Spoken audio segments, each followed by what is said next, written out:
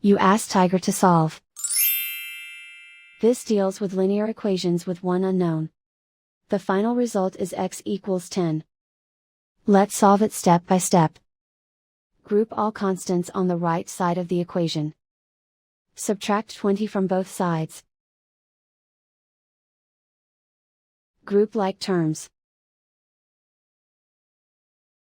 Simplify the arithmetic.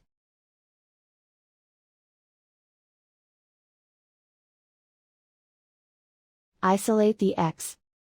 Divide both sides by 5. Simplify the fraction. Find the greatest common factor of the numerator and denominator.